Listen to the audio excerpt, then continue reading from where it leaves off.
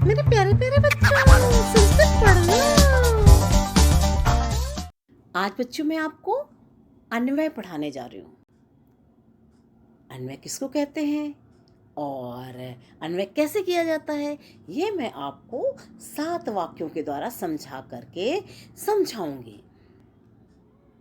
ठीक है बच्चों, अन्वय को सरलता से समझने के लिए कुछ आवश्यक बातें मैंने इसलिए आपको समझाया है जिससे कि आपको अन्वय करना आ जाए। बच्चों को अक्सर अन्वय करना कठिन लगता है, ये है क्या चीज़, कैसे करूं, कैसे श्लोक से निकालूं, कैसे रिक्त स्थान भरूं, ये सब चीज़ें मैं आज आपको समझाऊंगी और आपको इस तरह से अन्वय करना बहुत सरल लगने लगेगा। ठीक है, परीक्षा में सबसे पहले श्लोक, फिर रिक्त स्थान और सबसे अंत में मंजूषा दी जाती है।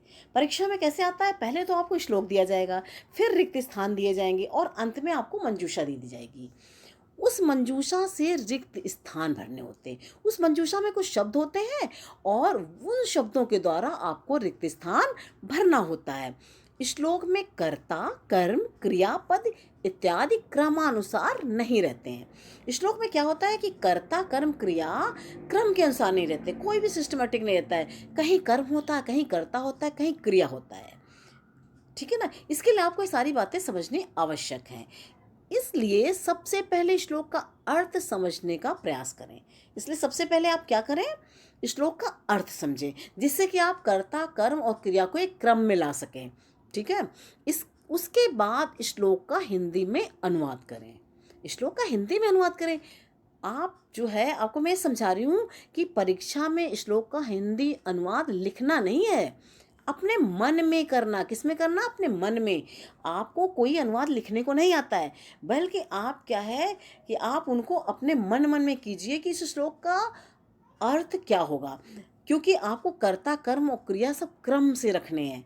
तो जब आप हिंदी का अनुवाद कर लेंगे तो आपको रिक्त स्थान भरना आ जाएगा। जिस क्रम में हिंदी का अनुवाद करें उसी क्रम में संस्कृत के शब्द रखें। यानी आप जिस जिस क्रम में, अभी मैं आपको समझाऊंगी किस तरह से हिंदी का अनुवाद आप जिस क्रम में करें तो उसी हिसाब से कैसे संस्कृत के शब्द रखेंगे। जब आप संस्कृत के शब्द रखेंगे तो आपको रिक्त स्थान के शब्द अपने आप पता चल जाएंगे कि अच्छा ये शब्द यहाँ गायब है, इसको यहाँ पर भरना है। आप देखें कि मंजूषा के किस शब्द को रिक्त स्थान में भरने से सार्थक वाक्य बनता है। क्योंकि आप जब रिक्त स्थान भरेंगे तो आपका वाक्य अर्थपूर्ण होना चाहिए, यानी वाक्य का अर्थ निकलता हो। ठीक है, अर्थहीन वाक्य तो किसी काम का नहीं है। फिर उस शब्द को उसी रिक्त स्थान में भरें, उस शब्द को उसी रिक्त स्थान में भरें जहाँ जो मिस है, गायब है, जिससे कि सार्थक वाक्य बन सके, जिससे कि वाक्य अर्थपूर्ण बन सके। मंजूषातः समुचित पदानि चित्वा अधोलिखित श्लोकस्य अन्वयम् पूरयेत्। आपको अब यहाँ पर ये प्रश्न है, अब मैं आपको श्लोक समझा करके मैं आपको अन्वय समझाने जा रही हूँ।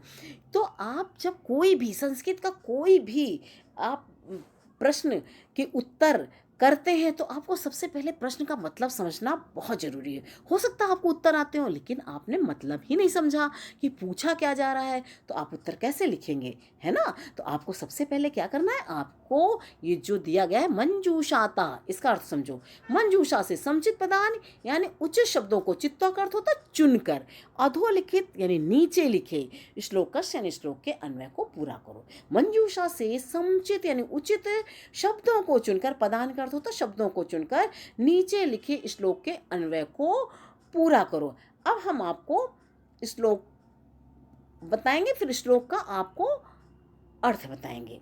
विद्वांसः यानी विद्वान, एवं का अर्थ होता ही लोके अस्मिन इस संसार में, चक्षुष्मन्तः प्रकीर्तिता यानी आंख वाले हैं, अन्येषां वदने यानी दूसरे के, वदने यानी होता है चेहरे पर, ये यानी जो, तू का अर्थ होता तो, चक्षुर नामनी यानी आंखें, नाम मात्र की मते हैं। विद्वांसः यो लोके अस्मिन् चक्षुष्मन्तः प्रकीर्तिता अन्येषां वदने ये तु ते चक्षुर्नाम्नि मते। इस संसार में, लोके अस्मिन यानी इस संसार में, विद्वांसा यानी विद्वान, एवं अर्थ होता ही इस संसार में विद्वान ही आंख वाले हैं। अन्येषां वदने यानी दूसरों के चेहरे पर, ये तू यानी जो है, दूसरों के चेहरे पर जो है, तू ते चक्षुर्नाम्नि मते, वे तो नाम की ही आंखें हैं। या उनका तो नाम ही आंखें। यानी एक विद्वान पढ़ा लिखा व्यक्ति होता, जानते हो कि वो कितनी जल्दी बात समझ लेता है, ठीक है। तो इसीलिए लिखा है कि इस संसार में विद्वान ही आंख वाले होते हैं, और जो दूसरों के चेहरे पर है वो तो केवल नाम की आंखें हैं। यानी आंख है लेकिन आप किसी बात को समझ नहीं पा रहे हैं, देख कर भी नहीं समझ पा रहे हैं, तो वो आंखें नाम की ही तो हैं। अब हम आपको यहाँ पर अन्वय करना सिखाएंगे, आपको यहाँ पर सिखाते हैं। ये देखो ऐसे रखूँगी कि आपको थोड़ा सा मंजूषा भी सब कुछ दिखे आपको, क्योंकि हिंदी का अनुवाद किस तरह से भरा जाता है। अन्वय, अस्मिन लोके, यहाँ पे तक इस संसार में, ठीक है। ये मैं देखूँ क्या मैं एक ही मात्रा नहीं हाँ लगी है, वो छुप गया था तो मुझे ऐसा लगा कि क्या ये मिस हो गई है। थोड़ा सा नीचे रखती हूँ तो नीचे का कम दिखता है। अस्मिन लोके यानी इस संसार में, ही का भी लिखा है एव। अब यहाँ पर गायब क्या है, विद्वान, विद्वान गायब है, तो यहाँ पर आप क्या भरेंगे, ये जो ये यहाँ पर है ना विद्वान सह, आप भरेंगे विद्वान सह, ठीक है, इसको भरेंगे आप। ये बिंदु है, ठीक है, यहाँ पर बिंदु। अस्मिन लोके विद्वान सह एव, अब लिखा हुआ है कि एव प्रकीर्तिता। अब यहाँ पर क्या है, आँख वाले शब्द यहाँ पर गायब है। यहाँ पर विद्वांसा गायब था, ये विद्वान का, तो आपने विद्वांसा मंजूषा से देख के भरा। इसमें लोग के विद्वांसा एव क्या है, चक्षुष्मंता यानी आँख वाले। आँख वाले की संस्कृत कहाँ है, ये है, ठीक है। हम आपको चाह रहे हैं कि आपको हिंदी का अनुवाद भी दिखे और नीचे मंजूषा भी दिखे। आपने ये देखो पहला वाला लिखा चक्षुष्मंता, तो यहाँ पर आप क्या भरेंगे, चक्षुष, ठीक है। यहाँ पर हम आपको भर के दिखा देते हैं। चक्षुष्मंता ये पहला वाला, ये जो है ना चक्षुष्मंता, चक्षुष्मंता। अस्मिन लोके विद्वांसा यो चक्षुष्मंता, यानी संसार में विद्वान ही आंख वाले होते हैं। ये अन्येषाम यानी दूसरों के, अब दूसरों के क्या है, चेहरे, चेहरे पर, तो चेहरे का तो यहाँ पर गायब है। चेहरे को यहाँ पर क्या है, आपको शब्दों के अर्थ भी आना चाहिए। वदने, ये लास्ट वाला, यहाँ पर क्या भरेंगे आप, वदने, ठीक है। आपने यहाँ वदने भर दिया। दूसरों के चेहरे पर तेतु माने वे तो क्या है, नाम की ही आंखें हैं ना, चक्षुर नामनी, नाम की आंखें, तो ये वाला भरेंगे, ठीक है ना। यहाँ पर आप क्या करेंगे, यहाँ पर ये चौथा भर देंगे, चक्षुर, यहाँ राव पड़ जाएगी, और ये ना है, ये ना है हमारे साथ, इसमें बनता थोड़ा सा कम बन रहा है, कोई बात नहीं।